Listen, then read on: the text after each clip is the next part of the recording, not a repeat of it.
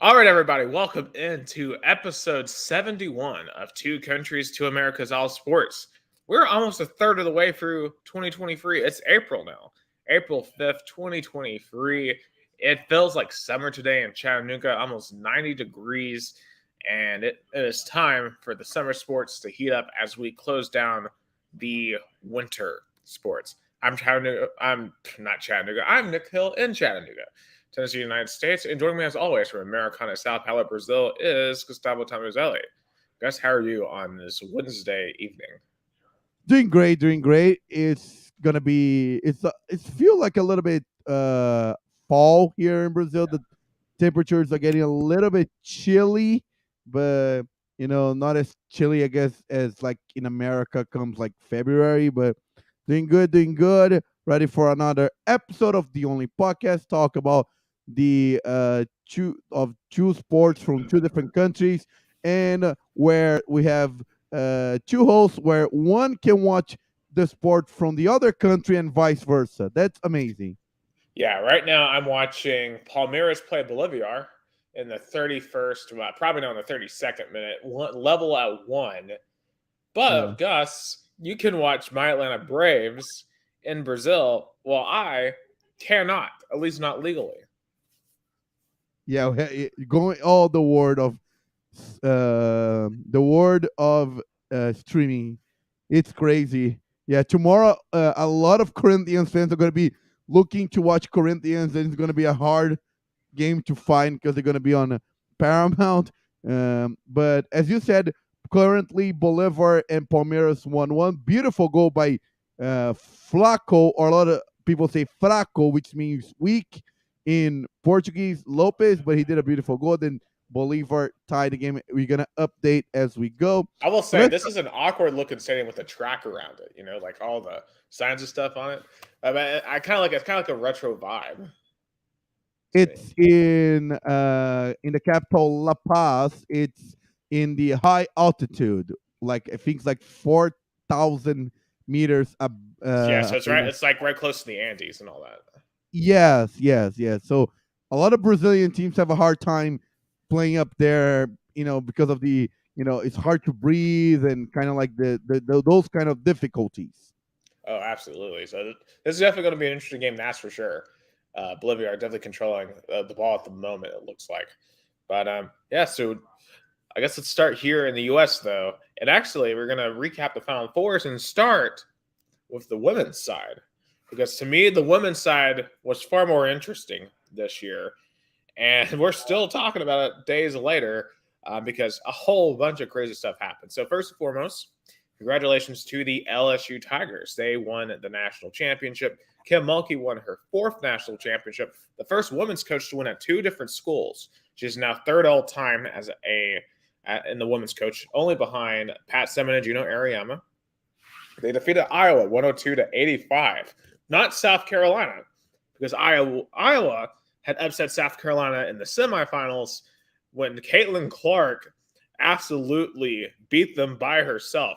41 points she dropped in South Carolina, and this was after dropping 41 against Louisville, that triple double in that game.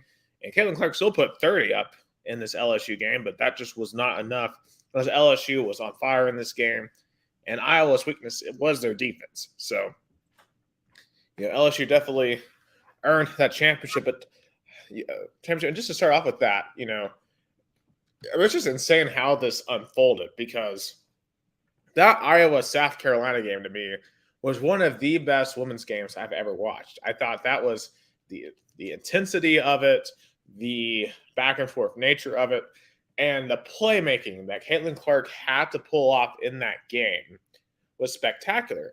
And South Carolina got so exposed in this game because they could not shoot. They couldn't shoot threes.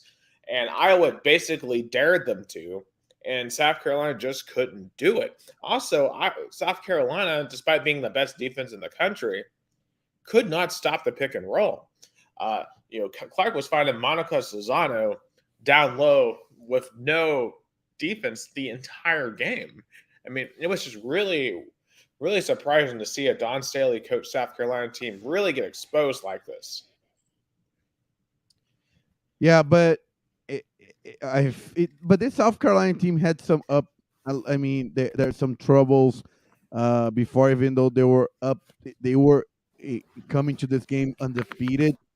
But I guess I'm gonna, uh, I guess I'm gonna kind of like this talk about in general, like how good it is to see the final four of the women's national the women's final four being so appreciated and valued, not because of like some kind of woke, or I'll say even kind of it doesn't feel forced, it felt natural. It's because sports all about talent, it's all about idols, it's all about like character. And Almost 10 million people watched Sunday LSU Iowa, and this is Sunday afternoon. It wasn't even Sunday night. This was Sunday afternoon at 3:30 on ABC. 9.9 million people. It was the most watched women's title game of all time. I mean, that's incredible. I mean, look at the legacy that Caitlin Clark, not only for the Hawkeyes, but for college, for women's college basketball in general, left. Like, hey, people want to watch us. They just need to find a reason to cheer, a reason to be interested. And if you, and when you, and also, it also exposed the men's college basketball. It's like, hey, it's funny how NIL was supposed to be this kind of driven force for football. I think I see more for women's basketball. I feel like a lot of athletes are gonna think twice going to the WNBA or staying in college because of NIL, because it might be more profitable to play with your college than going to the pros and be overshadowed. I mean, Caitlin Clark, I mean, is by far the most popular athlete in the state of Iowa. Just go on any Iowa tweet, any Iowa message, they adore her there. She's from West Des Moines. I mean, she is the queen of Iowa right now, and I mean, just the way that she plays, the fearlessness, the ability to pull up from wherever on the court and swish. A lot of people call her the. I remember watching her as a freshman a few years ago against Kentucky, and I'm like, this girl feels like the female Steph Curry. And man, has she only gotten better? I mean, she is just unbelievable in terms of what she can do, and just the attitude and the spunk. The thing I've loved in that tournament was all the spunk, and not just from Caitlin Clark. You saw players like Haley Van Lith of Louisville. She brought a lot of attitude and a lot of spunk to the table. Of course, we saw Angel Reese for LSU. And that's the thing on the men's side. I can't really think of anyone who brought that attitude, brought that spunk, that were just like, oh yeah, I got to tune into this game to watch this player. I didn't have that. There was no player I wanted to watch in FAU San Diego State. There was no player I wanted to watch in Miami, Connecticut, or Connecticut, San Diego State. There was no player I had to watch in any of those games. The last time, honestly, I felt like I had to go ahead. No, go. You can finish your thoughts.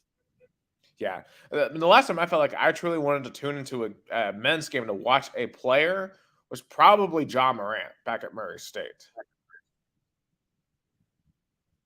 Yeah, I think it's because not only the collegial level but pro level is an identity crisis. Even on NBA, there's only probably John Morant, the one that you described, as a uprising talent. Everybody thought Zion was going to be this, driving force, this new young talented player, but he still couldn't find himself in the NBA. So I think if like women's and men's games are going in opposite direction. I think in the at least the collegial level, the women's game are going more physicality and feel like more driven towards talent, and men's become more kind of like collective. Like if you have a good coach, or if you kind of find a good way to bring your team throughout 3 months, you can win it because all the big talent are spread out. Like we talk about this before on our show. The number one pick that everybody cannot wait to see playing the NBA is not in the United States. It's miles away. Oh god! And speaking of him, though, just real quick, did you see Victor Wembanyama? I think I'm saying that right. I don't know if I'm saying that, but did you see where he missed a free and then he rebounds his own missed free and then dunks it? I Yeah, mean, he's going to be incredible. But that's the problem, though. They're not coming through college. They're going through other professional leagues. They're coming up through the G League. They're not coming through college basketball. And it shows. I mean, San Diego State, with like 7 minutes left in the first half yesterday, had 12 points, or on Monday, rather. I mean, they were just horrible. and, but but the thing is, uh, like college basketball, there's no formula. The one and done is probably not working. Look at all the talent that recruited, Kentucky recruited, that Duke recruited, and they're not winning it. I mean, Duke came close last season, but they couldn't. So I guess there's no formula to win. Of course, and a lot of people talk about parroting sports, like uh, college basketball, men's college basketball is there's more parity than ever, but it's like a boring, uninteresting kind of uh, I don't know, like it's a very diluted parody where it's not like a high level parody; it's like a low level parody. Colin Cowherd described this a few years ago, and I might have used this reference before, but I'll use it again. You used to have 5-star college basketball teams. Like back in the day, you would have like Christian Laettner at Duke or Ralph Sampson at Virginia. You'd have Carmelo Anthony at Syracuse. You don't have those 5-star teams anymore. You have 1, 2, and if you're lucky, every now and then maybe a 3-star team. And yes, so there's a lot more competition. There's a lot more upsets. Um, but here's the thing, in the moment, Farley Dickinson beating Purdue was hilarious. But think about this: we lost the opportunity to see a Purdue Tennessee rematch, right? In the Sweet 16. How compelling would that have been versus a Tennessee FAU game? And obviously for FAU, that was a great game. But still, I would have rather had gotten a shot to play Purdue to get that revenge. Or, just insert a lot of those upsets. Like Arizona, what could they have done if they'd not been upset early? Um, But and upset, I think even Colin Cowherd also says like how upset is good when it's happening, but the outcome of it people don't seem to be interested in because it's like, oh my god, Farley Dickinson, what a great Cinderella story. But then you don't want to watch the next matchup because you're like, hey, the kind of the story of the upset already happened. So of course, if they keep winning, it's like a Cinderella story. But it makes the next game not as interesting as like you described, like a Tennessee Purdue or I'm trying to, but I get your point. yeah, like think about, like, we could have gotten like Texas A&M, for example, but then Penn State had to go ruin that with their upsets. You know? Yes, but nevertheless, like congratulations, like but LSU Tigers as a whole, like it's impressive how they are, you know, truly kind of building up a good athletic program. They won the national championship in football like 4 years ago. They also have a good gymnastics team, like, but I guess the Vols could like become that too. I mean, I feel like the Vol fans wanted what LSU are having, success, football and also in women's basketball. Like what LSU is accomplishing right now is what Tennessee achieved 25 years ago. Yeah, I only think LSU just going hard right now is their men's team. I mean, after the whole Will Wade situation, they finished last in the conference this year. But I think they'll be back here in the next couple of years. But I mean, I see a lot of great success there for LSU, and Tennessee just has to continue producing quality teams. And at some point, you're going to break through. I don't think that's going to be with men's basketball necessarily, um, but we'll just have to wait and see. Because I think the Lady Vols, when you look at what they're returning next year, I think they have a good shot of making a deep run. Obviously, football, we're all excited to see what they can do. Baseball is, I think, getting better, but we'll see if they can get into a position to be really good by the end of next month. Um, but yeah, obviously got a long way to go to have the recent success of LSU. And also, you just got to commend LSU because they went out and made a big hire. They made two big hires. And they went out and got Kim Mulkey from Baylor and women's basketball. They went and got Brian Kelly in football. And the Kim Mulkey hire has paid dividends. They got themselves a national championship. And because think about it, this was only her second year at LSU to pull this off. So the fact that she has such a star-studded team now, you have not just Angel Reese, but you have Alexis Morris, you have LaDazia Williams. These are really good players that she has brought into the Bayou, and I don't think it's going to be the last. And South Carolina now definitely has a challenger in the SEC, and Lady Vols, they did beat LSU in Greenville, so they can say they beat the national champions, but you're going to have to beat them again next year. That's true. There's some update down in Bolivia. Let's see here. They're at the corner. So at the corner here. And, okay, well, they didn't. They kicked it back out. Oh, what a goal. Dude. Yeah, 2-1 Bolivar. Wow. I guess it could. It wasn't offside. It wasn't offside. I will say that did look a little wonky. Palmeiras looks very frustrated though. They look. Yeah, they're playing with exhausted. reserves. They're playing with reserves. That is expected, kind of. But 2-1 Bolivar, almost at the halftime. 2-1. What's up with the balloons? Like, why is everyone like waving balloons? I guess it's like a tradition, kind of in their stadium in La Paz, and I guess and I will say though, I guess Palmeiras players wanted to have the air that is in these balloons because I guess the fatigue of the high altitude is coming over. But back to the basketball side of it, it was a remarkable game. LSU definitely dominated the game, and I guess it was like kind of Ken Moley coaching was kind of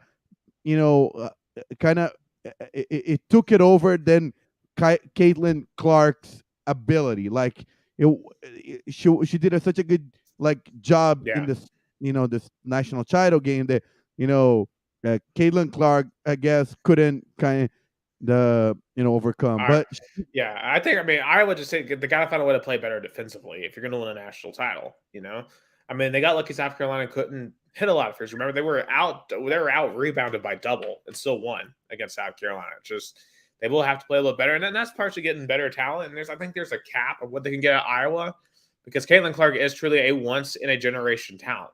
I think maybe they can find someone for the transfer portal next year. That could be something. Of course, it's going to be a tough road, right? You got to go through South Carolina, LSU again. UConn should be healthy with Paige Beckers back. Imagine if we get Caitlin Clark versus Paige Beckers next year. That would be an incredible game. So I think there's going to be a lot of incredible women's basketball in the year ahead because there's a lot of great players right now. But I think what's really interesting right now in the world of women's basketball is that we're not just discussing the on-the-court situation, but all the off-the-court stuff. I've never seen so much discussion about women's basketball or anything. So this whole situation started back in the Elite Eight, right? Because you had Caitlin Clark. I don't know if I'm doing this right, but she's going like this to Haley Van Lift at Louisville. Time being like, that's me. I'm that girl. I'm that guy. So at the end, and she also did that in the Final Four against South Carolina.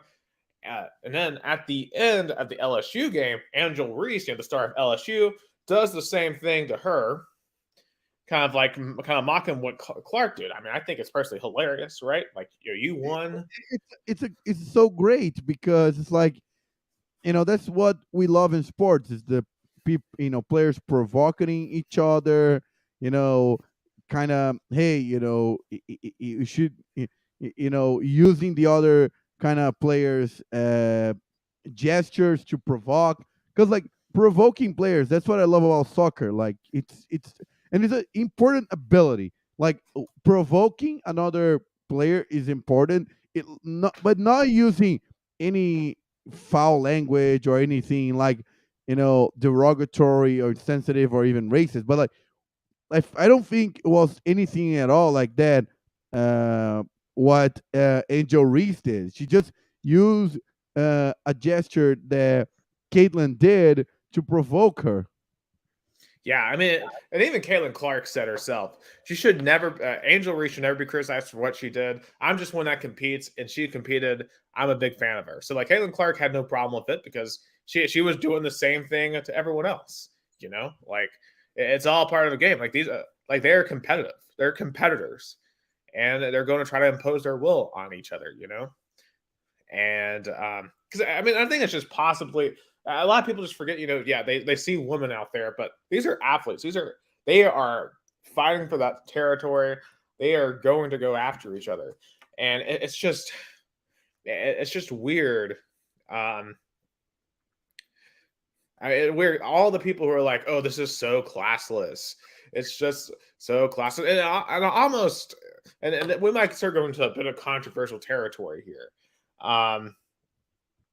There's a lot of people That's why we who, yeah, thankfully that we don't have SEC guidelines, so we can go into this. You look at some of the people who are criticizing, and it seems kind of political, kind of racially motivated. Like they were fine when Caitlin Clark did it, they weren't fine when Angel Reese did it, and it's just kind of odd that it's more like that this is occurring. I think a lot of fans took that like offensive, very in a stupid way because they're like, oh, kind of like trying to protect Caitlyn, but like she doesn't need somebody to protect her.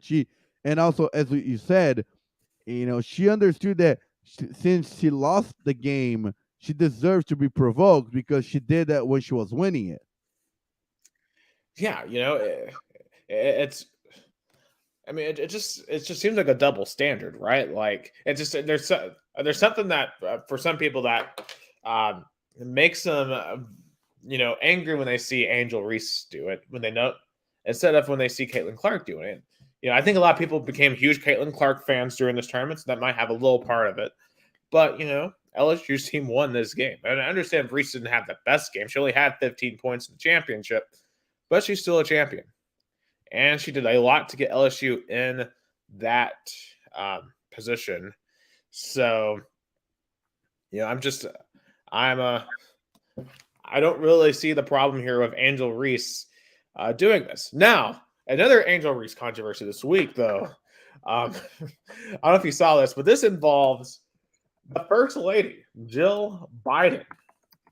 And this is where it gets pretty crazy. So, Is where she invited the Hawkeyes to the White House. Yep. So Jill Biden wanted both LSU and Iowa to come up to the White House. Normally, you only bring up the champion.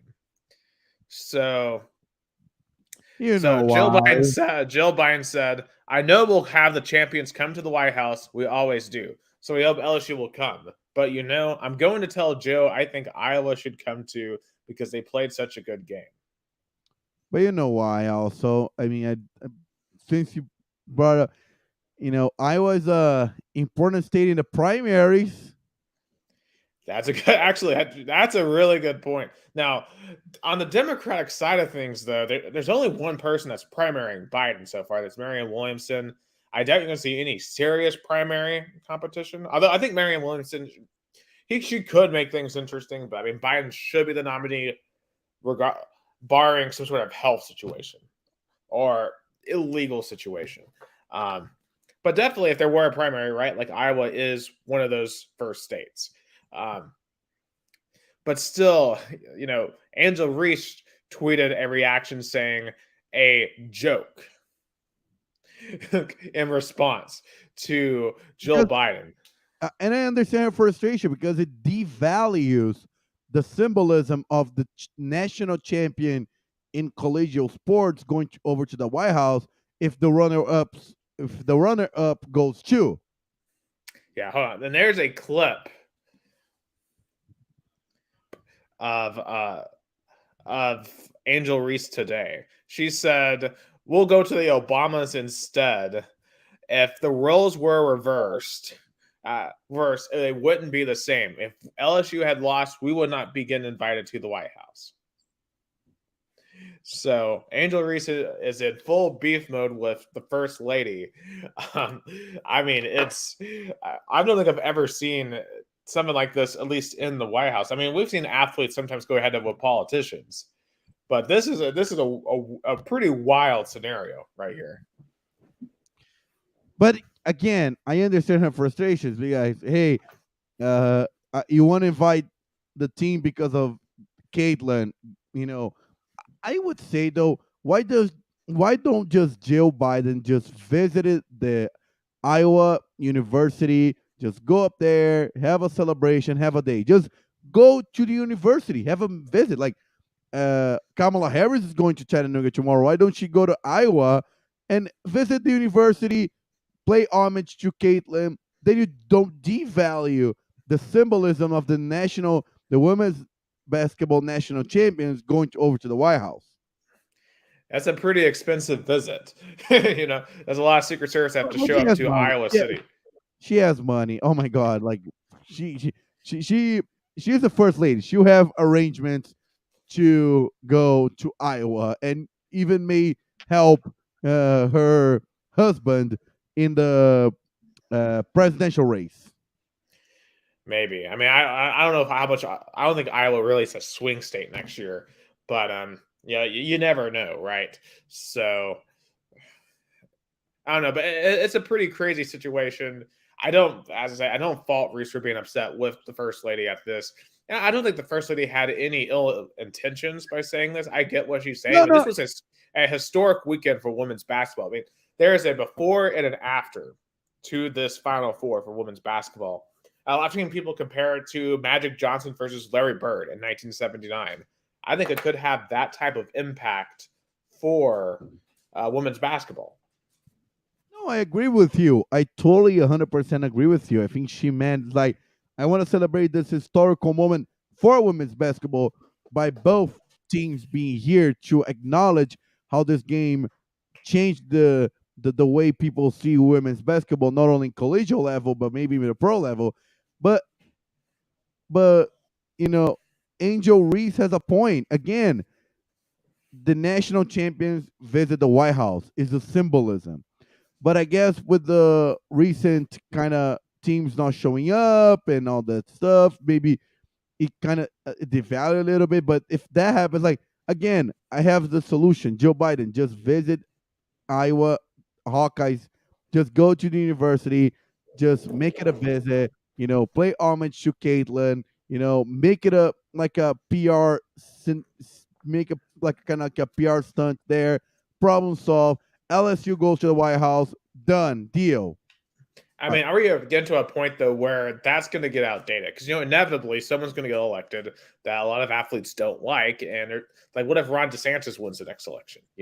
Are we going to see it go back to a return of people not going to the White House because they don't like DeSantis? Or what if someone really doesn't like Joe Biden?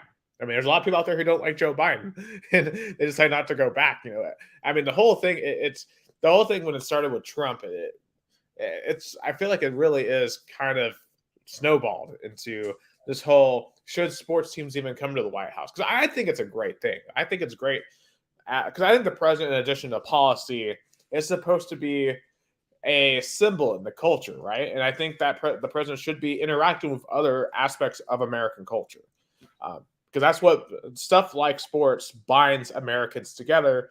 No matter if you're from Louisiana or you're from Iowa or you're from Wyoming, everyone in this country knows basketball. A lot of people in every state play basketball. I just hate to see it when it gets politicized like that. No, I understand. I feel like I wish Brazil had like a symbolism like that too. Every team that had like a historical run or win Libertadores, wins the Brazilian national championship, should go to the Alvorada Palace to visit the president. Doesn't matter if Lula or Bolsonaro. I think it would be kind of cool to the president acknowledging such a historical moment for Brazilian sports, especially in soccer. But I guess there's such a divisiveness, unfortunately, that the symbolism kind of was trumped Sorry, not say threatened, but Trump. like I mean, I'm just obviously thinking about the events this week that will only yeah, help the division in the United States.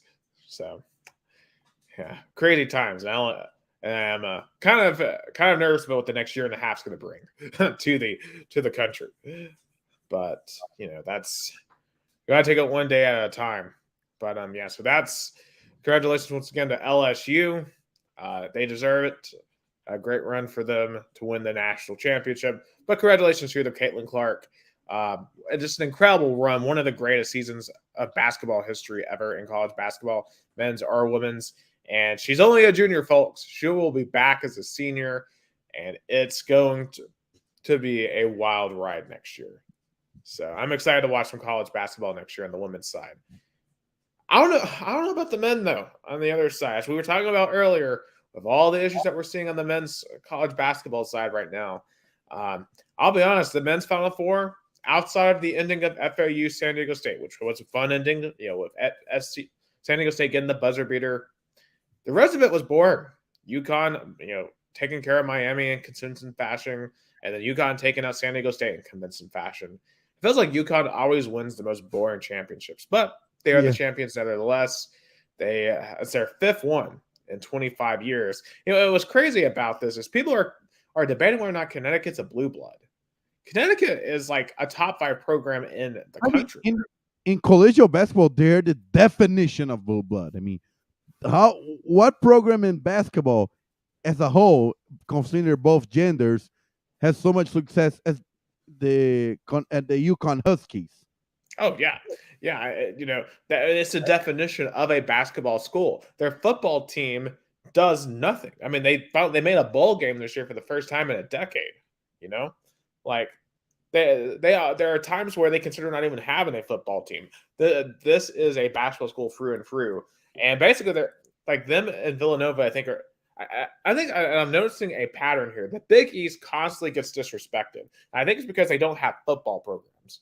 Like when you look at Villanova, when you look at like Marquette, when you look at Xavier, look at Providence, these are all great basketball schools that get constantly disrespected because, when you watch college football, you don't hear from those teams because they don't really play in big time college football.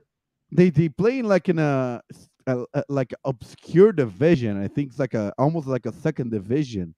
Yeah, Villanova is an FCS.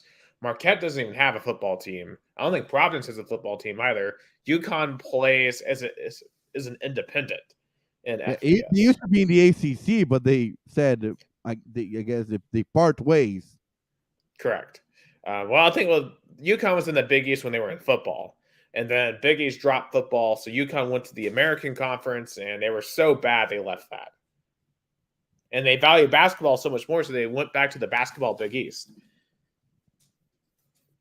Yeah, and I think it I don't say it disrespected. It's just kind of like the people have to understand that college football and college basketball has different programs, which is fine because it's a lot about especially the Northeast, and the Northeast doesn't care about football outside of New York, the state of New York, and I guess can say Pennsylvania, but like the rest like Connecticut, the other like parts, they don't care about college football. Right. Because all they care about is the Patriots. Yeah, all they care about is pro football and college basketball. Absolutely. In UConn, I mean, and the thing is that they really didn't have a star player. I mean, Adama Sonago, he's pretty good. He's their best player in my opinion. Of course, Tristan Newton and Jordan Hawkins were pretty good throughout the tournament too. But there really wasn't one dominant player. They just had a solid squad. And Dan Hurley, obviously has proven his worth as UConn's head coach, and has the same amount of championships at UConn that Coach Calipari has at Kentucky. So, eat on that. Kentucky fans, but that is one more than Rick Barnes has in his entire career. Yeah, hate for that to sting, but congratulations to San Diego State, though. I mean, a great run for them.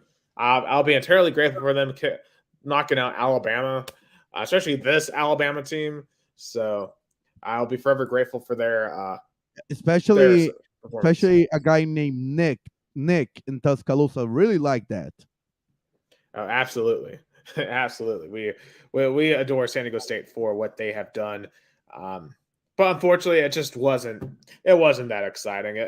You know, I mean, it just goes to show that the men's game I really think there needs to be a philosophical change. We have got to find a way to get these people to shoot.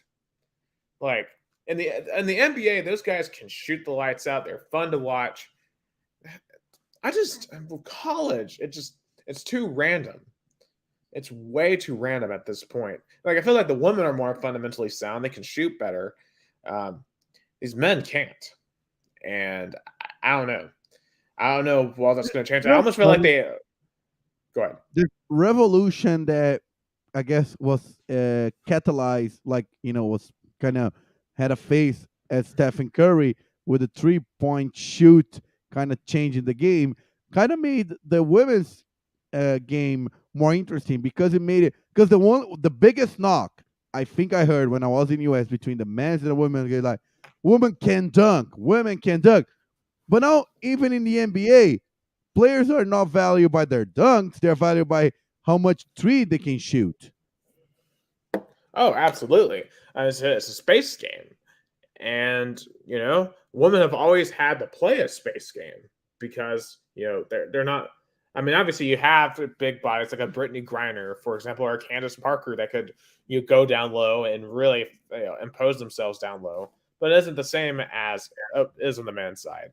And I almost wonder if sometimes you have a lot of these players that are so athletic that they don't develop the skills that they need otherwise. Like think about the most skilled player on Tennessee's team this year was Zakai Ziegler.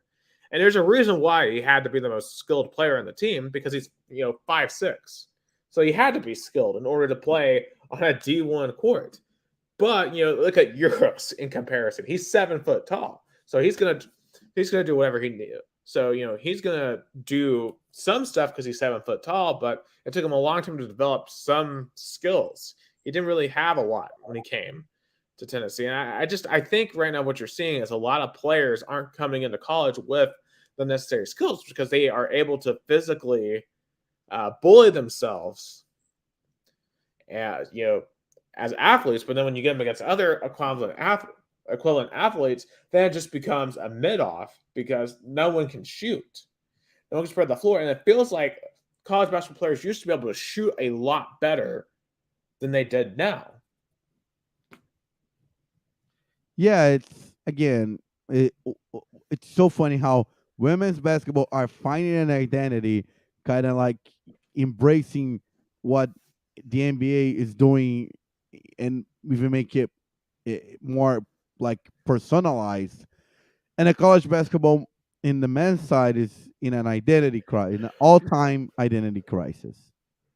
Absolutely. And I think I saw the men's championship only had 14 million, which is one of the lowest ever, like one of the top five lowest. And it only had 5 more million than the women. So that gap closed significantly this year.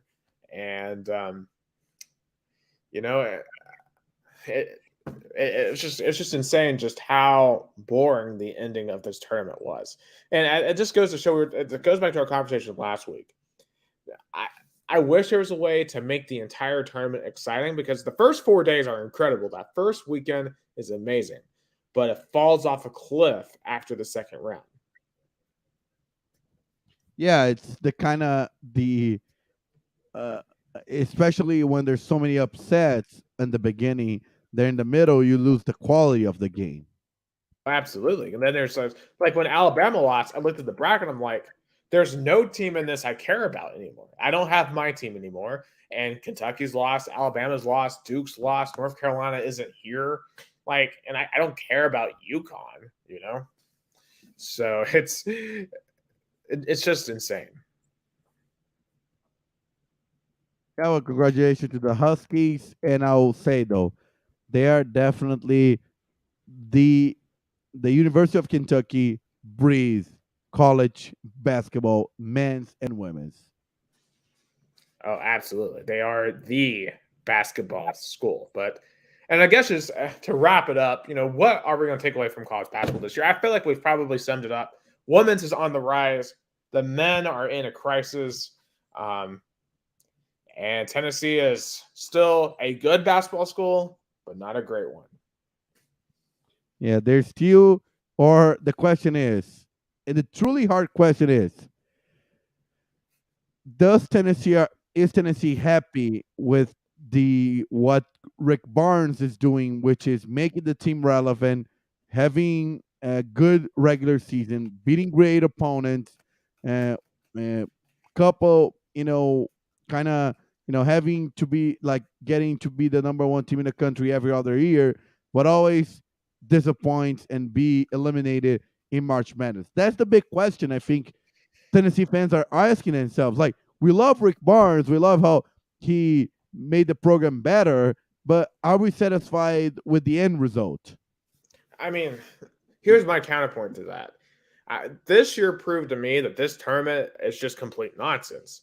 Like, you can't go into a season like, okay, we're doing this, this, this, and this to win March Madness. You can't. You don't know what your your past will look like until the Sunday before it starts. So the only thing you can do is put together as good of a team as you can every single year and find a way in there.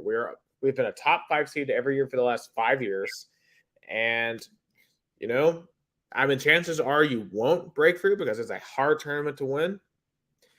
But hey, if we keep on having good teams, then that ball's got to bounce your way one of these days. Hey, one of these off seasons, we're going to actually recruit people who can shoot. We're going to recruit people who can actually make things happen. And those people will actually be able to put the ball in the hole come one of those games, come a game against like a Florida Atlantic in the Sweet 16, It's all about the right pieces at the right time. And we're so close of having those right pieces at the right time. And I'm not saying it's going to happen. I give it less than a 50% shot. But honestly, I think we have a better shot sticking with what we have and hoping that it works out than, you're getting rid of him and looking for someone else. Because, it's just really hard. As I said, I don't think the 4 teams that are in the Final Four this year were the best 4 teams in the country. They just were the 4 teams that were in the right spots at the right time.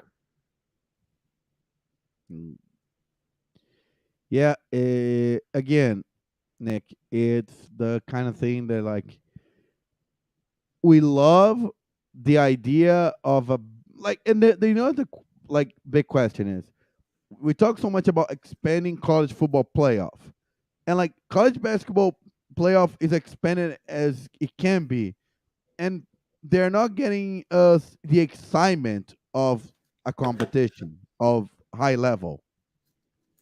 Right.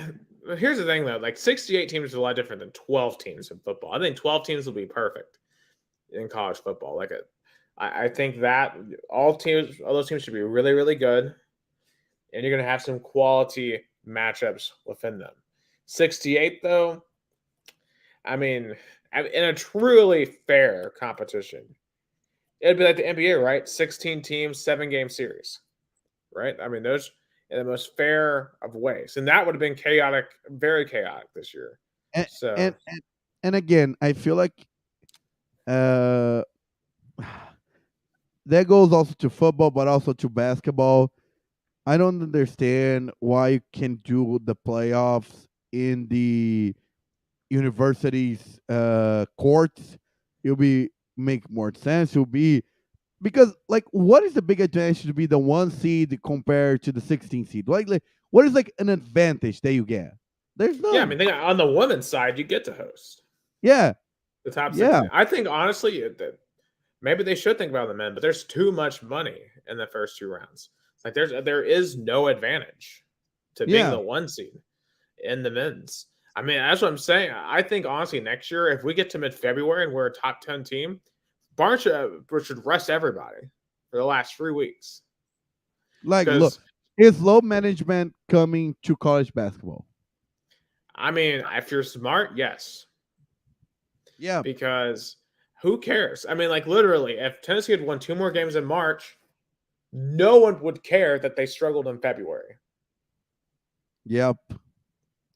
But at the same time, we have to really come to a decision on how we value certain aspects of college basketball. Do we only care about March? in college basketball? And if we do, then what are we doing from November to February? Then what's the point of November for February if March is all that matters? Yeah, because not right now it's like it's totally opposite. Like football regular season probably matters more than the playoffs because like everybody else is gonna get in, but the regular season is like, oh my god, like this team goes down or there's like you know kind of racing matchups because regular season in football feels like playoff every Saturday. In college basketball, the regular season feels like an exhibition games, like kind Mm-hmm. of high valued exhibition games, because doesn't matter what happens between October and late February. It matters what happened in a week, in like in 3 week period in March. I mean, I'll just compare my feelings. I went to South Carolina in football, Missouri in basketball. I'm still sad about what happened in South Carolina because of what that game meant for Tennessee. Missouri, yeah, the game that we lost at the buzzer at home, I didn't care about it in 10 minutes afterwards. You know? And even the I, wins, like comparing, what win was more significant? Alabama in football, Alabama in basketball? that's I mean, that's not even a comparison. I mean, I celebrated the win in basketball for like 5 minutes. I still watch highlights of the football game 5 months after or 6 months after we beat them. And Alabama in basketball was the number one team in the country, and in football, I think it was like what, number three? Yeah, but I didn't see like literally that. I was working the day of the Alabama Tennessee game.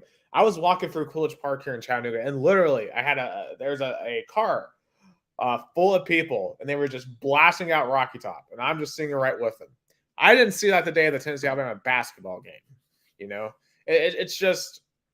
I mean, that's what I was talking about this with a group of friends. Would you rather beat Alabama in Tuscaloosa next year or go to the Final Four? All right, like I thought about this to myself. Would I rather be Duke in the second round of the NCAA tournament, or would I rather be Florida in the swamp this year? And Definitely take the swamp win. I mean, and that just goes back to our identity. And this is something I've had to struggle with because I've always defended the importance of the basketball program, and I still think it is important. But at Tennessee, we're a football school, and that's what matters here. And I think so for a because of minute, that, like for a minute, it were basketball, but it was because the football team were so bad. I remember 2019 was the epitome because back when Tennessee was struggling really bad, had the Georgia State loss, BYU loss, had really tough August, September, and October. The basketball team was flourishing, was the number one team in the country. But then now that football was good again, I feel like the Rick Barnes kind of team kind of went overshadow again. yeah, I mean, think about this. You didn't see the same talk about this basketball team until like the middle of December because everyone was so wrapped up in football this year, and even then, like it was hard to get off the high of the football team at any point this year to really just deeply care about basketball the same way. Like I don't think it'll ever hit again like it did with Grant Williams and Admiral Schofield. Because you're right, like back then they were like, okay, football was so heartbreaking and so just so mind-numbingly terrible that basketball was our rescue, was our reprieve. And it right now, basketball doesn't need to be that anymore. And I don't know what that means for my enjoyment of it moving forward and what for everyone else's. On the one hand, I feel no nerves over it anymore like I used to. But at the same time, do I really want to get wrapped up in the sport every single year that only comes down to like 3 weeks at the end of the year? You know? And the regular season wins don't matter as much. Like, did the Atlantis preseason tournament matter? Because that was a great tournament. Beating Kansas in the Bahamas was great, but does anyone care about that? You know? I guess the people who went to Bahamas and watched basketball and had a good vacation liked it. Yeah, but people went there for a vacation. I wouldn't. If I went to the Bahamas, I wouldn't be sitting inside a basketball gym. I'd be sitting I'd be going anywhere else. I guess the players they had to, but I guess they also probably were like, "Oh boy, do we have to?" Yeah, uh, there. I'm going to get myself in trouble if I keep on down that road. But yeah, I don't know. I mean, I still love the basketball, still love Lady Vols. And I'll be right here at the end of February next year talking about how can we make the Final Four. But you know, while we're here with a clear amount of retrospect, let's just be honest and say I don't think you can really evaluate a program based off whether or not they make the Final Four. Like FAU is not an elite basketball program because they made it this year.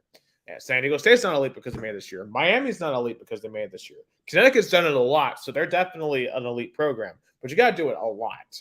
And if Tennessee made it next year, they wouldn't be elite. Like they would have to do it a couple of times to really be elite. So, we're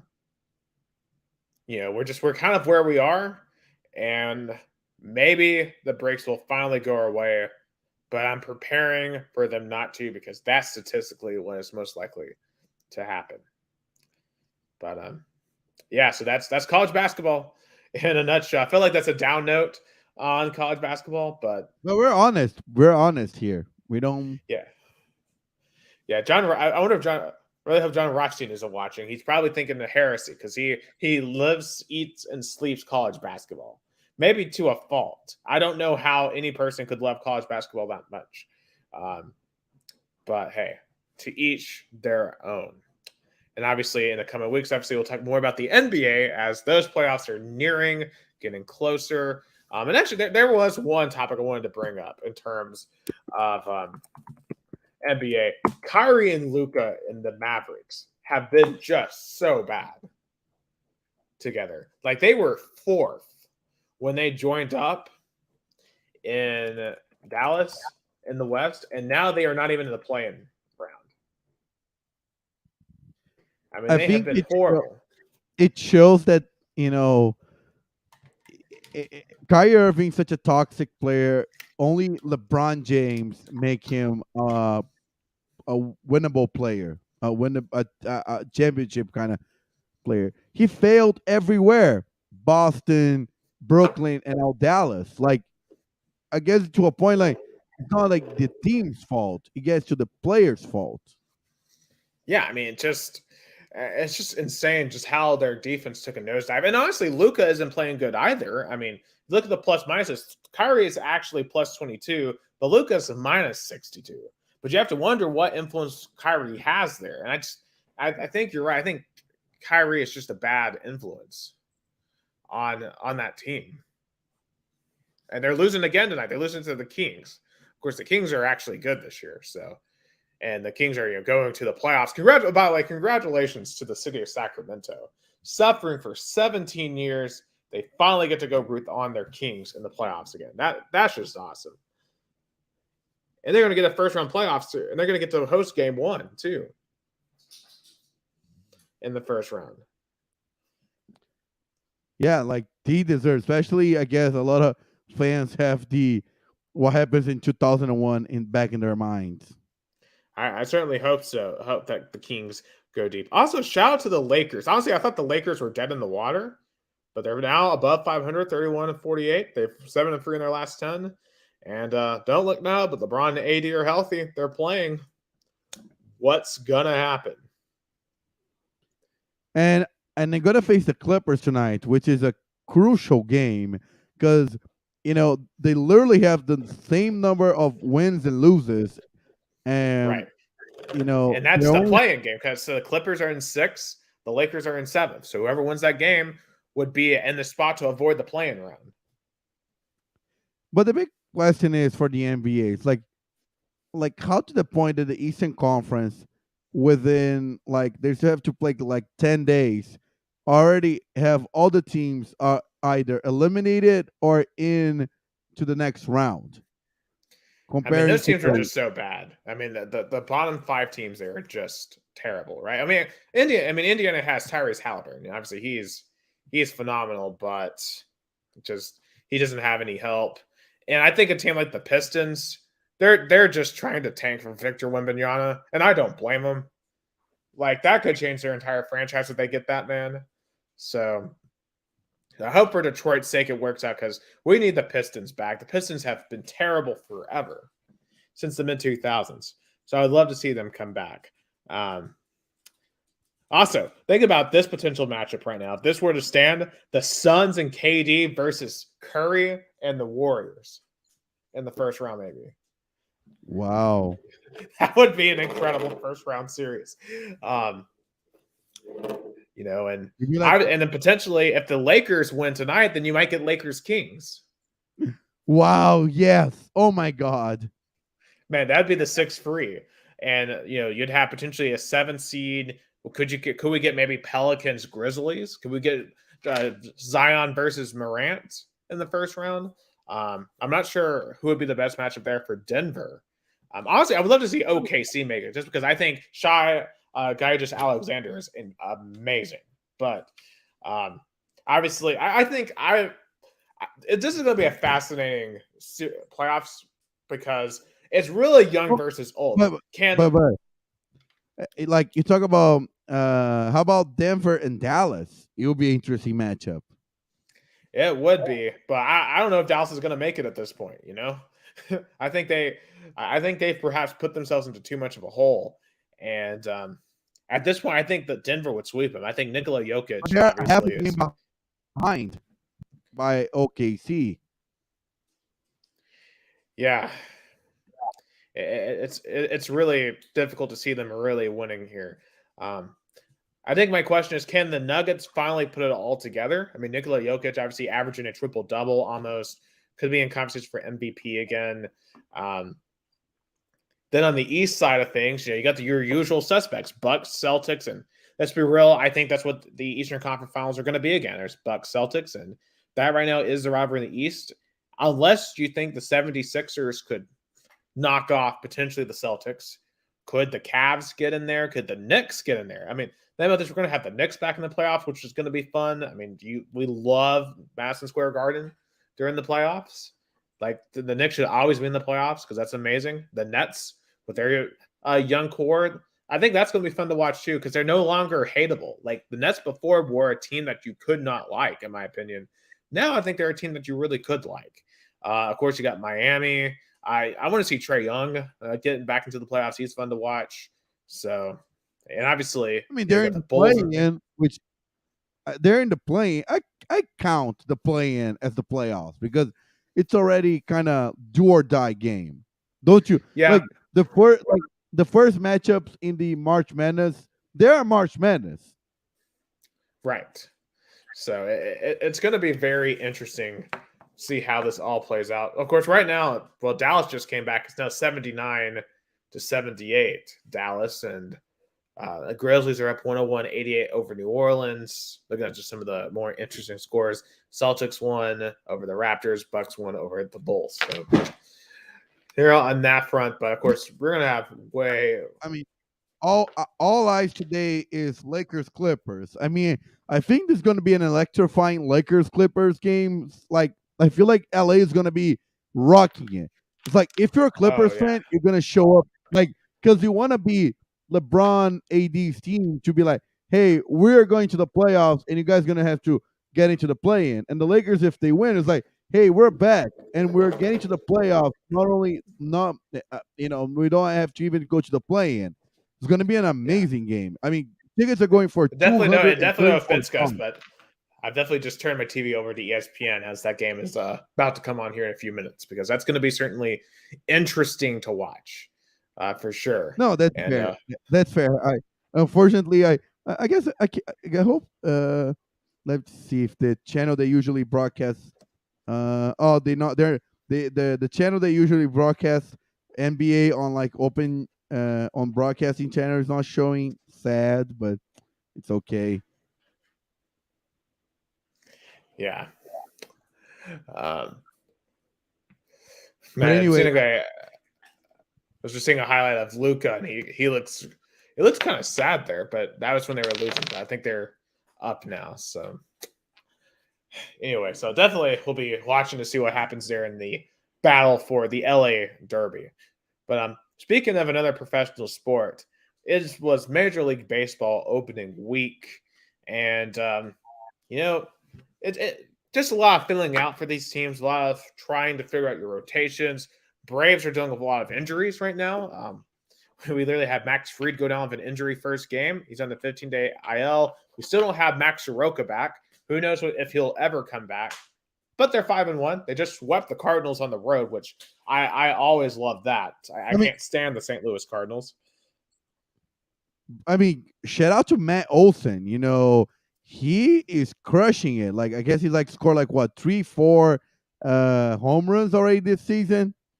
Oh yeah, I mean he's been awesome, and this is Braves offense is unbelievable. But obviously they're going to have to figure out something with that starting rotation because you can't have your rotation be decimated if you're going to be good in the playoffs. So thankfully it's just April. They got some time to figure that out. But I think they're going to have to pull off a trade or two by the deadline.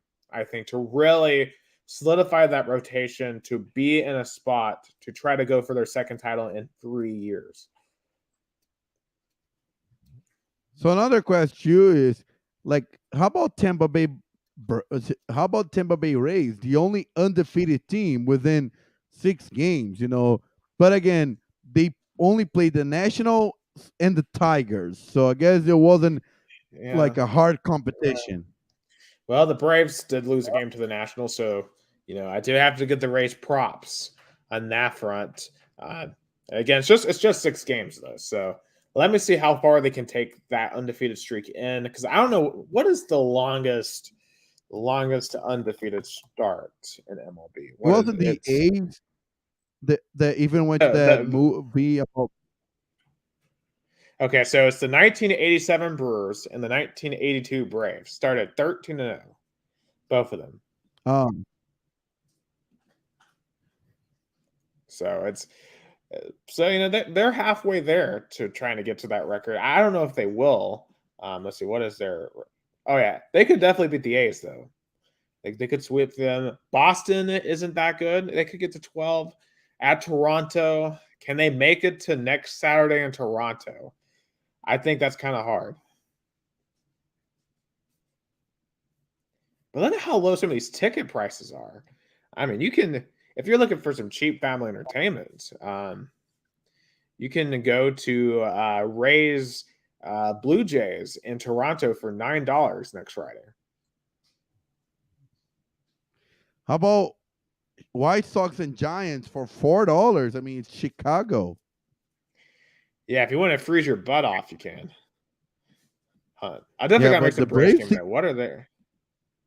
46. But I guess they're hosting the Padres, which is an interesting team. Oh yeah, that'll be an amazing scene. I'll actually be able to watch some games this weekend, Gus. We're on Apple TV tomorrow. I've got Apple TV. I can watch that. Sunday they're on ESPN. I Good. can watch that too. So I can watch some Braves games finally.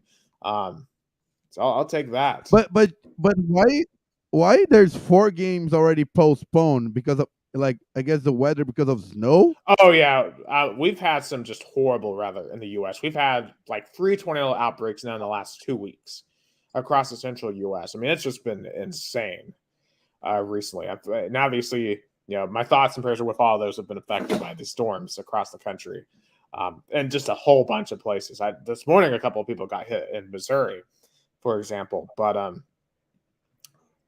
yeah, it's been. Yeah, obviously that explains that, and that's why we really shouldn't be starting this early when it comes to baseball. I mean, it's just the weather's not good in a lot of places right now. I mean, yeah, it's 90 degrees here in Chattanooga today, but that's rare for um, April.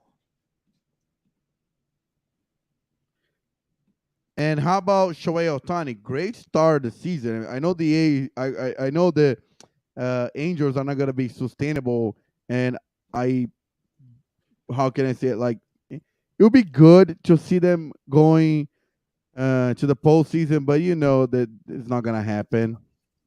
Hey, they got 2 series wins though, and that you want to see them put together some series wins and get themselves to really um, put themselves in that position.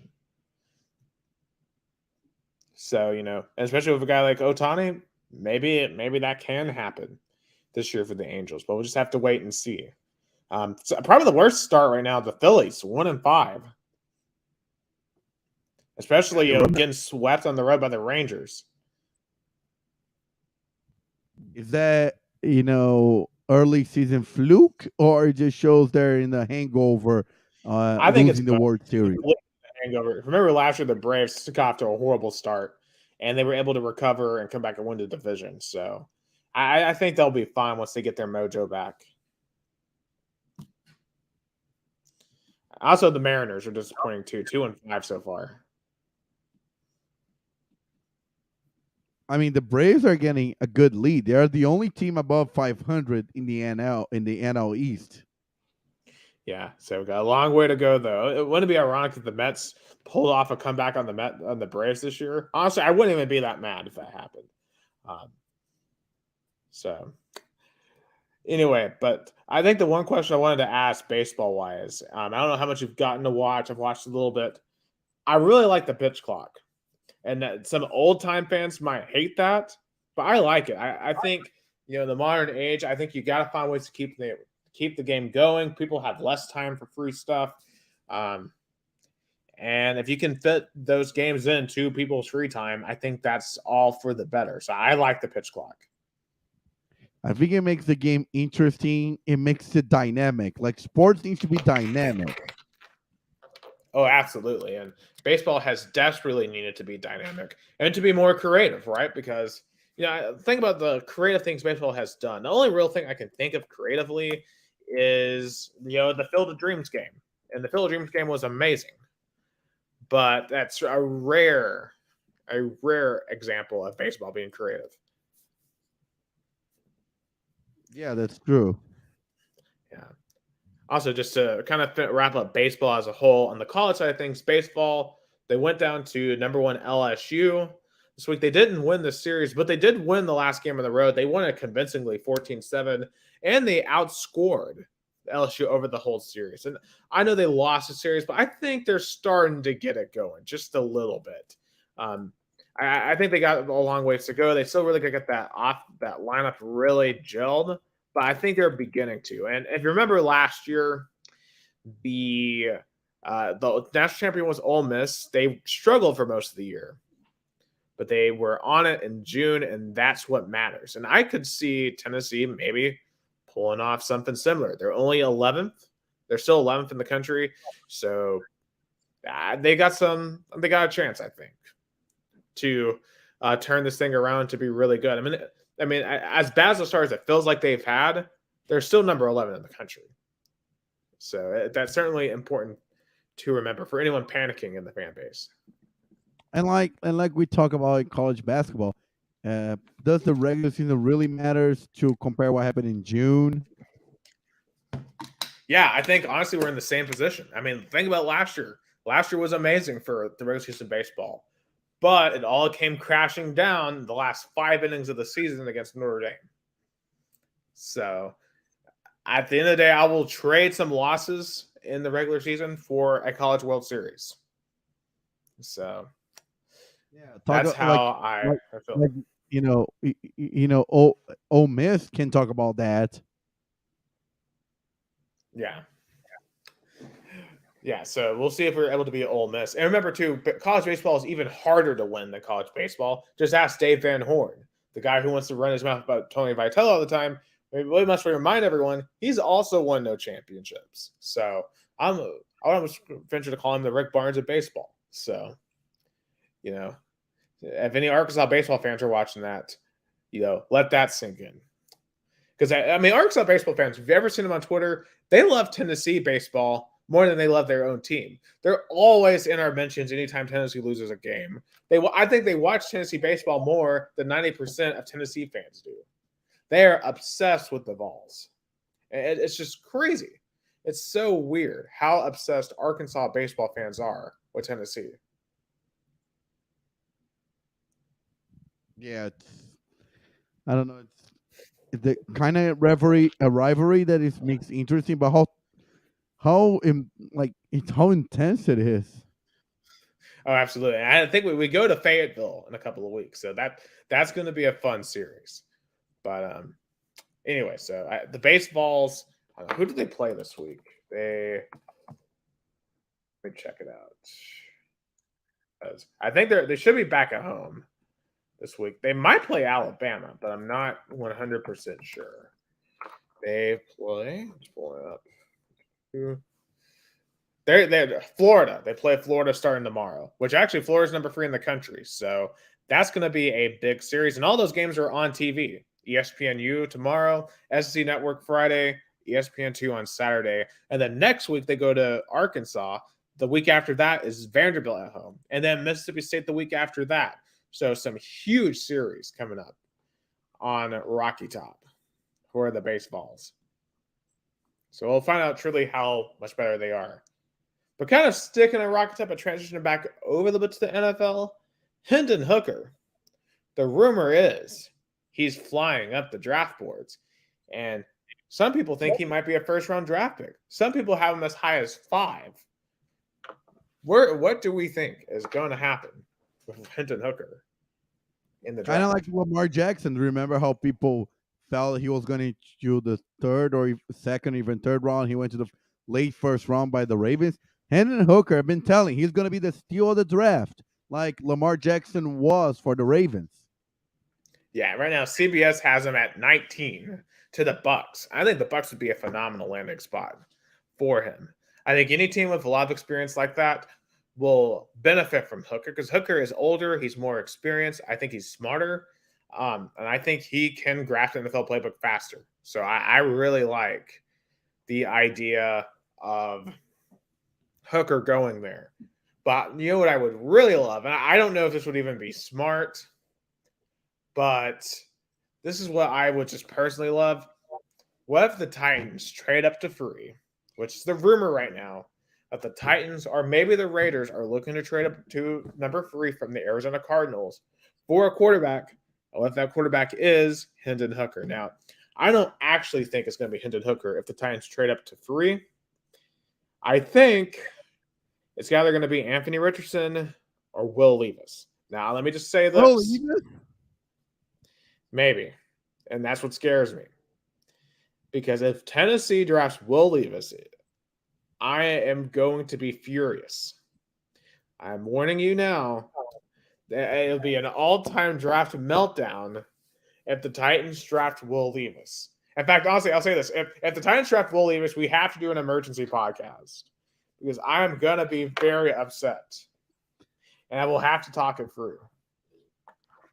And I'll say this, though. If I was in Tennessee with you and that happened, I would arrange for us to make a protest Brazilian style in front of the Tennessee Titans training facilities. Yes, honestly, we may have to pull a 2017 all over again. Get some balls. But well, we know how to disrupt a critical franchise decision around these parts. Yeah, so yeah, just now embrace in like a Brazilian soccer mode. Yes. I don't think it'll be. I think honestly, most likely, I could be Anthony Richardson. And here's my thoughts on Richardson.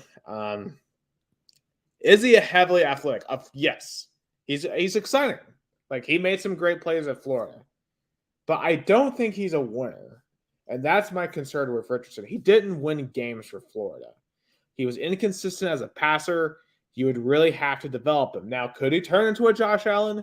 Maybe. But not with what we have on the Titans offense right now. I think that would you would have to really give him some time. So I don't know if I would trade up. I don't think I would trade up to free for Anthony Richardson. I would stay at 11 and pick up an O lineman or wide receiver. That's what I would do. If I didn't get CJ Stroud or Bryce Young, which I don't think you're going to get at 1 or at 3.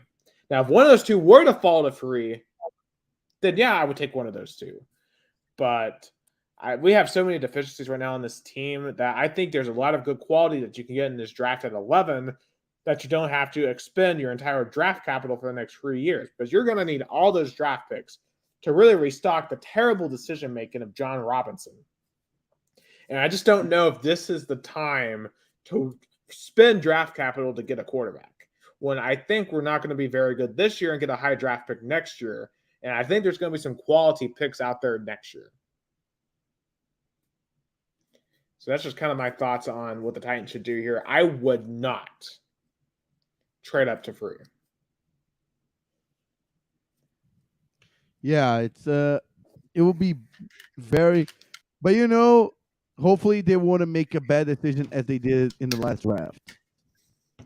Yeah, wow. 2 minutes to the game, 10-3 Clippers. So fast start for team in black.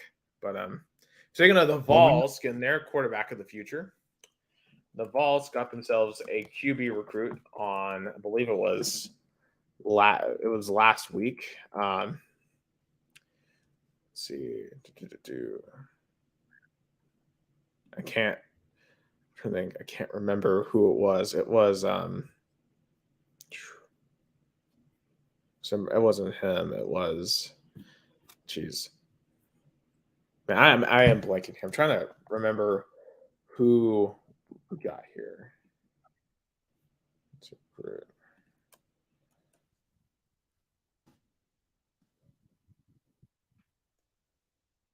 Speaking of Tennessee, though, I did get tickets for the orange and white game next year. Jake Merklinger from Savannah, Georgia, 4-star quarterback. So another quarterback in the pipeline. And I think any quarterback should be interested in playing for Josh Heupel. I mean, just look at what the numbers they put up. You'll be putting up a lot of points, a lot of yards. You'll be in Heisman conversations more often than not. And you'll have athletes around you. And right now, the 2024 class is ranked number 7 on 24/7. We have 6 4-stars, or 5 4-stars, and 1 3-star right now. So a lot of great players already in the portal, already on the recruiting list. And I think there's some more great ones. Like one I'm particularly interested in next year recruiting class is Boo Carter. He's from here in Chattanooga. He's playing at Brainerd this year. He used to play at Chattanooga Christian. Great running back, very versatile. The Crystal Balls right now have him going to Tennessee. So that would be a huge get for Tennessee. Obviously, though, you do need to continue building up the defensive depth because that's what's going to, I think, determine whether or not Tennessee can ever win a national championship. So you're going to the orange and white game? Yeah, that I am next week. So, but are they charging tickets? It's $5. I mean, on the tickets it says it's going to the Volunteer Athletic Club. So I'm assuming that basically means it's going to NIL money, and if it is, it's $5 I'm willing to spend. If that $5 helps get another 5-star in here, then I think it's a $5 well spent. But is that legal? Because now if you think about it, it's money that you're giving the team, and the team using this money to get players. I mean, they can't do it directly, but you got to figure there's some sort of back way channel you can do it. Yeah. I mean, hey, look, whatever it takes to beat Alabama and Florida, Gus, and Georgia, whatever it takes to do it, we've got the money to do it. So, Bolivar just scored again, 3-1. Oh wow, bad start for Palmeiras. I mean, Palmeiras is really going to have to come back and lay on them, really blow them out at home. Yeah, it's a group stage, so they're not eliminated. So they have still 5 more games. And I'm gonna get in the Brazilian talk. Like I don't even remember when it was last time Palmeiras lost 2 games in a row. Yeah, that's quite interesting, quite shocking indeed. In terms of the biggest sporting event this weekend, though, in America, it's on the Lynx. It's on the greens of Augusta. I can just hear the piano chords playing now. Jim Nance retires from basketball, but he's still going to be there in Augusta because it's time for the Masters. I'm no golf expert. I can't tell you who's going to win this thing. What I'm interested in seeing this week, though, in Augusta, how are the LIV golfers going to do? Because I think there's some conversation about the LIV golfers who don't play as much anymore as the PGA golfers, and are they going to be rusty as a result? Or on the flip side, if the LIV golfers come in and smack the PGA golfers around, what does that mean for golf? Yeah, I think that's what the good about now. This division makes even the Masters more interesting because, as you said, now it's a competition not only between players but between leagues. Oh, absolutely. Like I'm because I like the Masters anyway. I watch it, but definitely now with this LIV PGA situation, I think it's going to be super interesting. And, Greg Norman's going to be stoking some fires at the weekend. You have guys like Patrick Reed and Phil Mickelson. I mean, they're really going to be, and Brooks Koepka. I think those are going to be interesting to see what they do on the links this weekend because I tell you, it's going to be interesting. Very interesting indeed. And I'm very curious if we have any controversies coming out of Augusta next week. I have a feeling we're going to have something to talk about coming out of Augusta next week. But that starts tomorrow down in Georgia. Also, in terms of some other notes here, the Preds got a big win last night in overtime, 3-2. They are 3 points behind the playoff cut line, only a handful of games to go. There's a chance they could make it, which would be an incredible comeback for them because it looked like they had blown up the team earlier in the year. But even if they do, they would be the 8th seed. However, the one time they made the Stanley Cup Finals, they were an 8th seed. So anything can happen if you make the Stanley Cup playoffs. So hopefully they can find a way to claw their way into the playoffs, but it's going to be hard to do. But last night was a big step to do that. An interesting question here. IndyCar. They finished under yellow at Texas, and what was, by all accounts, a really good race down at Texas Motor Speedway, which is a track I complain about all the time in NASCAR because I think it's terrible for stock cars, but Indy cars actually race really good there. I think it's a lot better of a track for them. Joseph Newgarden won that race. However, with the controversy over no overtime racing, I think that's super interesting conversation because I could see the argument for not wanting to have a race finish under yellow.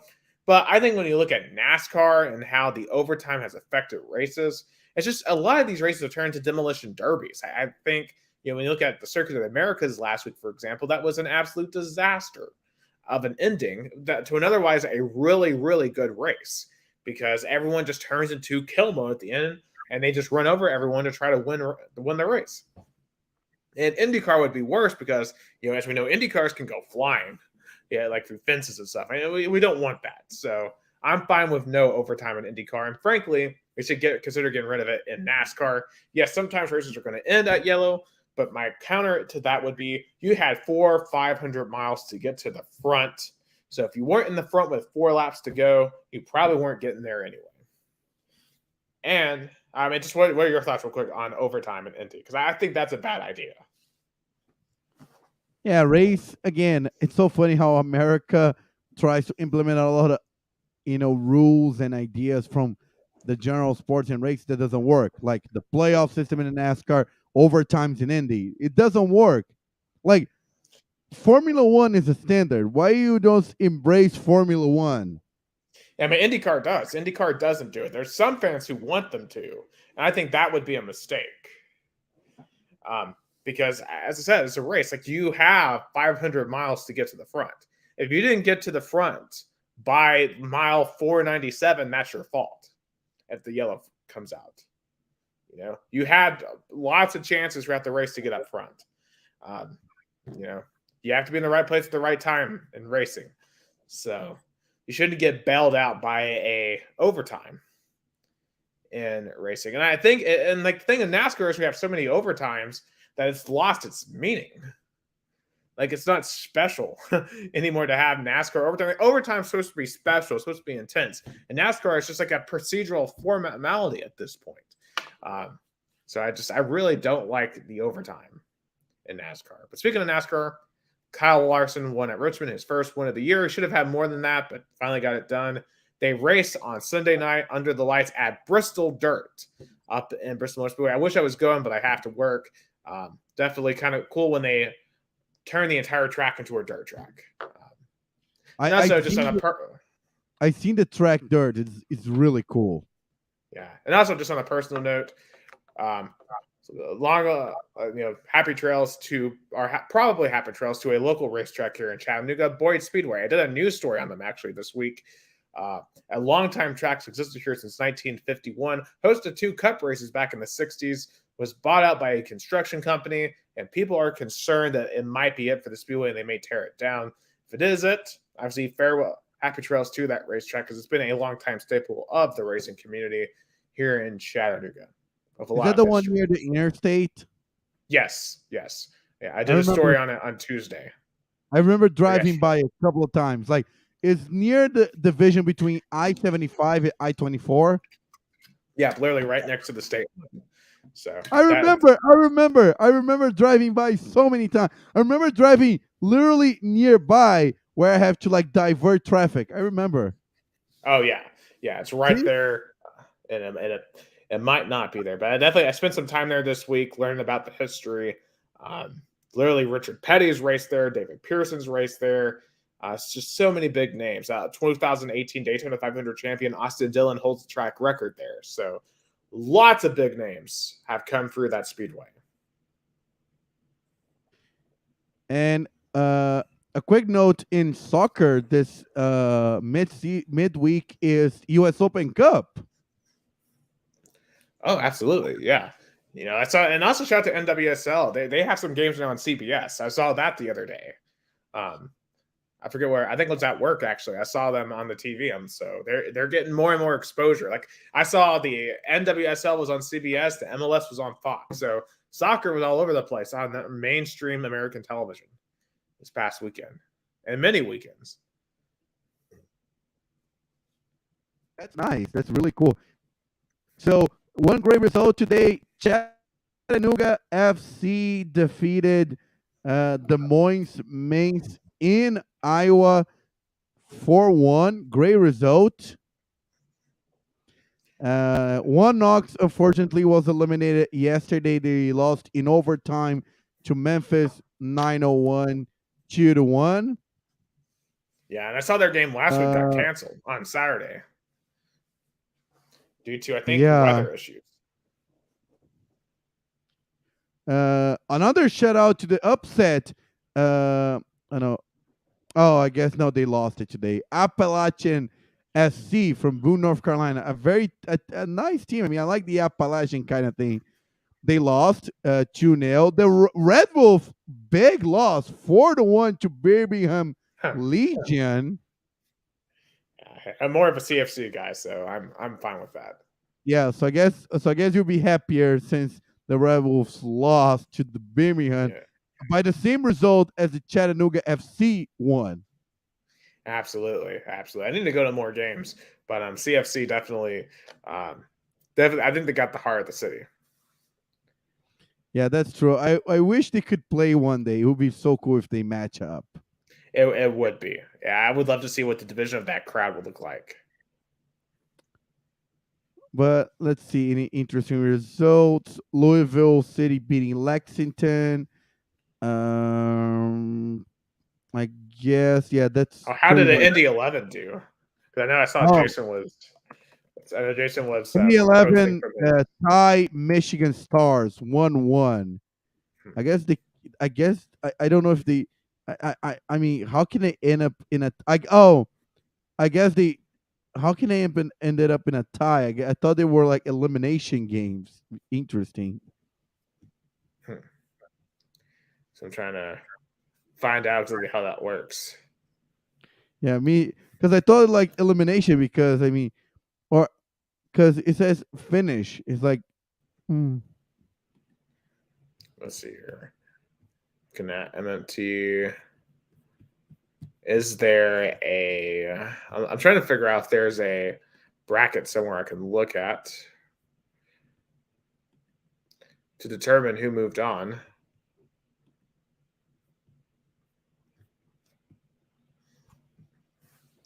No. Well, Indy 11 played. I guess weather delay. Oh, okay. I guess they were in a weather delay kind of situation. They're in a weather delay. Yeah, I saw they had a chance of severe weather up through Indiana and Michigan today, so that makes sense. Yeah, so there are, I guess the issue is the weather that kind of make the Yeah, they're game kind playing of. right now. They're literally playing right now. And I think they might have just scored actually. Whoa. Yeah, Juan David Tejada for Indy 11. Nice goal. Look up their Twitter account. In fact, let me just hold on, I'll just DM you the tweet. So yeah, so you should have it on Twitter real quick. It's a good goal. Yeah, so they're in extra time right now, and so it's 2-1. I think it's now 3-1. 3-1 Indy 11.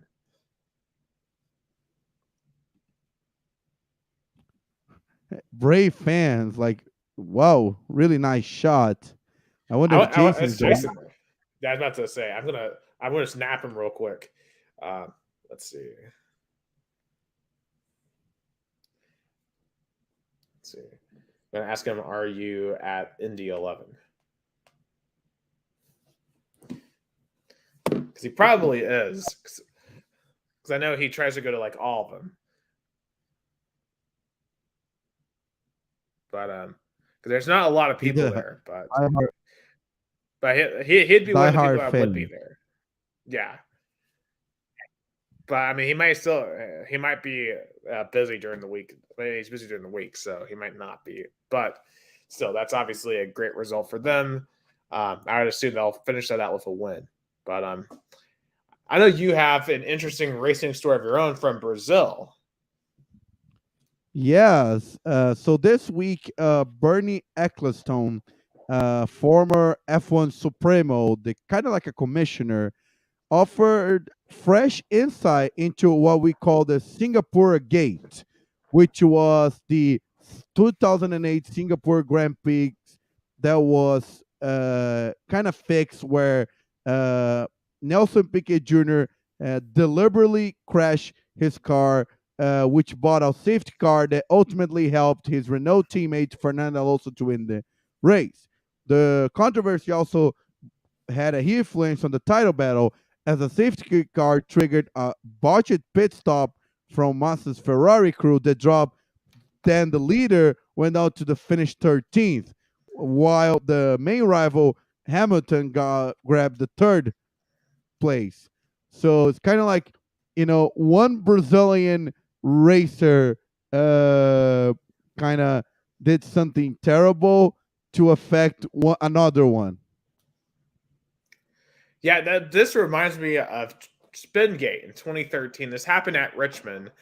So it's the last race of the regular season because we have playoffs in NASCAR, and Martin Truex Jr. needed to get over Jeff Gordon. He was behind like a point, and what happened is Truex's teammate Boyer, Clint Boyer, got a secret code to spin out. Basically, they said, "Do you have a flat tire going down, Clint?" And he's like, "Oh, I might have a flat tire going down," and he spins it out on purpose, causes a yellow flag, and then Truex's other teammate, Brian Vickers, gets told randomly to come pit with like 3 laps to go for no reason because he was ahead of Truex. So he was like, they're like, "Hey, Brian, come pit, come pit." And he's like, "Wait, we're pitting now?" They're like, "Yeah, we're coming to pit." I'm like, "Okay." So he goes down the pits, and Truex gets it over Gordon. But then they got busted, and it basically destroyed the whole race team. Yeah, Renault also never recovered from that. Like it really kind of even doesn't exist anymore. So also destroyed the team but it said it is, and I watched a YouTuber talk about it. Like how Felipe Massa sleeps at night. Remember that it was the like highest point of his career. If he had won the title race, he would have won it in Brazil. The last race of the championship was in Sao Paulo. He won the race, but then Lewis Hamilton surpassed Timo Glock. I'll never forget in the last lap to get the fifth position and the necessary points to win it. I was so crushed. I was so like I was in Italy then, but I'll never forget when that happened. Yeah, I mean, race manipulation is the least forgivable thing you can do. That and right hooking someone into the wall. Like those are two things you cannot do in racing. Yeah, and Nelson Piquet Jr.'s dad, Nelson Piquet, also is had some issues outside issues, but not in racing, but in politics. That he's kind of uncovering some assets for Bolsonaro. So the Nelson Piquet family, it's a little bit shady, I'll say it. And also, he delivered some uh, controversial and even can be considered racist remarks towards Lewis Hamilton. Yeah, but hey, Lewis Hamilton laughed at the end because he has won so many championships But then, since. but then, but then it's funny. Like if that, if like let's say Massa gets the title years later, should Hamilton also go to court to claim the 2021 title since the F1 screwed over a decision that made Max Verstappen a champion? So it opens a it opens up Pandora's box. Oh, absolutely. I mean, and definitely that decision in Saudi Arabia to give them one last slap. I mean, that totally screwed over Lewis Hamilton, but it was epic television, an amazing Yeah, last lap. But I mean, it almost felt like they were almost too inspired from NASCAR there to give them an overtime. yeah, but Felipe Massa still deserves credit. He was a great F1 racer. It would be so cool if he brought up the title, especially with Ferrari, something Rubinho Barrichello did not do. It would be historical. But anyway, like it was an interesting remark. Back to soccer. This midweek is the South American Championships, Libertadores and Sulamericana. Yesterday, I'll start with Sulamericana. Santos got win last night, 1-0 over Blooming. Was one of the worst games I have ever seen. It was truly terrible soccer. I mean, I'm not overstating. It was horrible, horrible game. Oh my God. I mean, I know it was fun because it was a goal by the end, but still horrible. Santos gonna fight for relegation. That's for sure. If they struggle against a relegation team in Bolivia, they're gonna struggle in the Brazilian national championship. I say that for sure. Sacanagem.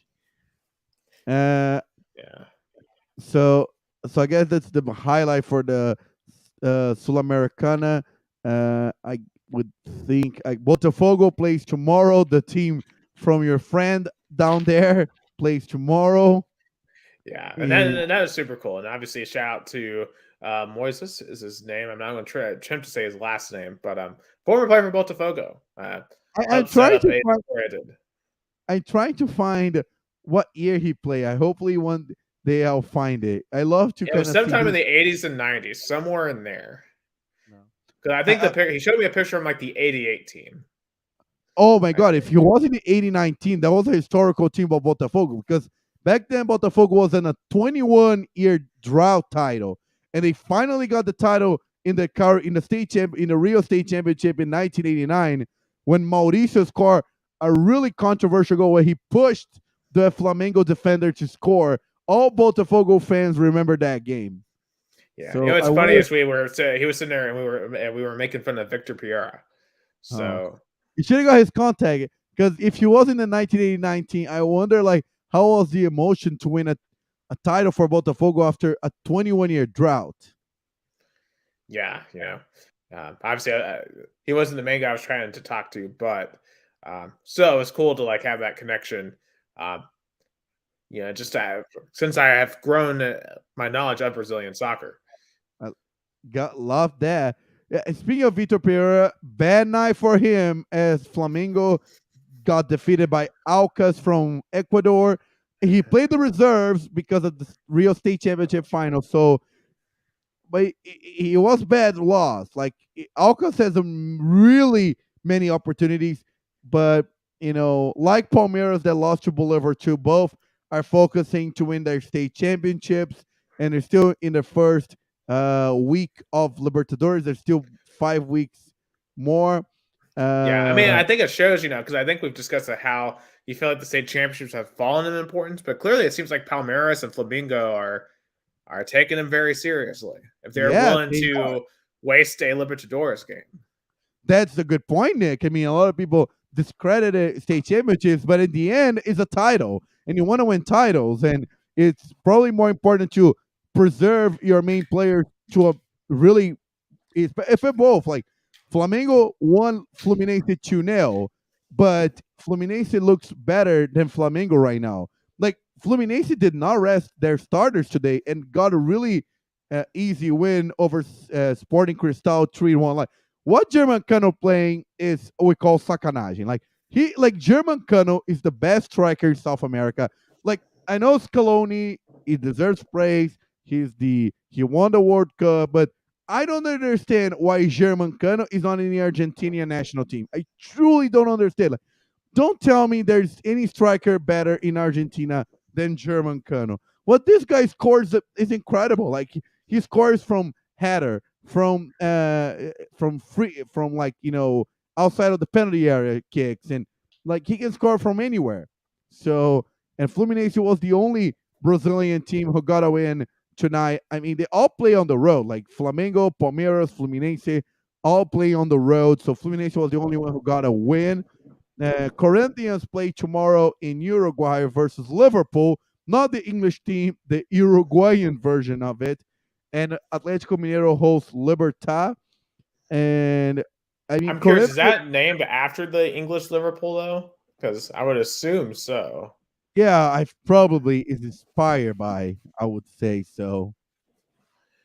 Yeah, because when I saw that, I saw there's a Real Madrid down there too. I think, or an Real FC Madrid. Madrid or something, I'll take a or look. I don't. Barcelona. Yeah, Oh, Barcelona from Guayaquil, Ecuador. They were the runner-ups in that's the what I Libertadores. mean. Yeah, Because I Barcelona. saw that on the listings. I'm just like, wait, why is Barcelona playing in this? But No, that's not the Barcelona I'm thinking. And then, well, that's the the actual, well, the what? Go I was ahead. about to say that the Spanish Barcelona got absolutely drubbed today, though. So 4-0 to Real Madrid. Like, there's a saying like if you don't kill Real Madrid early, they will annihilate you late. Like Real yeah, Madrid's team is just like they win in an easy way that it's impressive. Like, but and also while we're just on top of international soccer, real quick, did you see the rumor about Messi being offered yeah, $438 to go yeah, to Saudi Arabia? yeah, That I is saw that. absurd. And I mean it, and the team who offered that is the runner up in the FIFA World Club Championship, Al Hilal. I mean, they're the according to FIFA the second best team in the world. Imagine with Messi. I mean, that would be pretty insane. I mean, Saudi Arabia really, really is trying. And obviously, they're doing all this to try to clean up their image, right? As an oil-led dictatorship. And obviously, they're going to I screw us guess all over. there's a term like it's called like sports washing. I think so. Yeah, I mean, it's what Qatar tried to do. It's what the Nazi Germany tried to do with the 1936 Olympics, or what Moscow tried to do with the 1980 Olympics. So, yeah, it's definitely clear what they're trying to do, and obviously with LIV and stuff. But clearly, Saudi Arabia has a ton of money to throw around, so we'll see if Messi is able to resist that, or if just all of our I, outfits are going to go to Saudi Arabia. do you think where he's gonna go? He won't have the one last kind of shot against Cristiano Ronaldo. That's what Saudi Arabia wants to do. It like imagine, like because do you think about it? If Messi goes to Al Hilal, probably it'll be more interesting to watch Al Hilal versus oh my god, it forgot. It's not Al Ittihad. I forgot Cristiano Ronaldo's team. It's in like all Riyadh or something. Or something. Let's see. Uh, Al Nasser versus Al Hilal. You'll be one of the most watched game in the world because it will be like two one of the generational talent face off each other probably for the last time. So like for Saudi Arabia, there will be the dividend of that money will be paid off, really paid off. Yeah, it would be very, very interesting. So, And really interesting to see if that happens if Saudi Arabia truly becomes one of the big soccer countries in the world. I probably would be like when China did in the last decade. You'll be a lot of high profile players, but probably wouldn't change the ability of their own like league or their own kind of players. I would say this. But just to wrap it up, Brazilian soccer. So again, Água Santa defeated Palmeiras 2-1. So do you think that the upset can happen for the first time ever? Água Santa can win the Paulistão, or Palmeiras are going to win at home? I mean, I've been riding the sky full of stars this entire time. My head says that Palmeiras will win by at least 2 goals here to win it all. But I'm hoping that Agua Santa finishes it and pulls off one of the great Cinderella stories in Brazilian soccer. I be one of the greatest Cinderella stories in soccer. Period. Like imagine, like the I think one probably two Palmeiras players' salary plays the entire salary of Agua Santa's roster. Yeah, and especially the way they won too, winning in the last minutes of the game too. Uh, Pretty yeah, insane. yeah, and I mean Palmeiras' defense was all over the place. Palmeiras was unfocused. I mean, it's a yellow. I mean, it's a kind of like a yellow signal for Palmeiras. I mean, they lost 2 games in a row. The fans are still feeling that the team is not going to the market. They're not. I mean, I know they signed 2 players, Arthur and Richard Hughes, which they did a great Paulistão, one for Guarani and another from Bragantino. But the fans are upset because they feel like Leila Pereira, which promised to sign a lot of players, are not doing that. And Palmeiras lost key players like Danilo and Gustavo Scarpa. So the question is, if they lost, they already protesting when the season started. If they lost the Paulista State Championship, the fans are not going to be happy with Leila Pereira. That's for sure. Oh, absolutely. This is the game you can't lose to your Palmeiras. But if Agua Santa pulls it off, though, will you be going to some of those celebrations? I'm tempted to. I'm tempted to go to Diadema, a city that I have a lot of, I have so much memories, a lot of admiration. I mean, my journalism career, I started there back in 2013, 2014, be one of the first B reporters for Agua Santa. I was one of the first to really cover Agua Santa professionally. And it's so great to see them riding.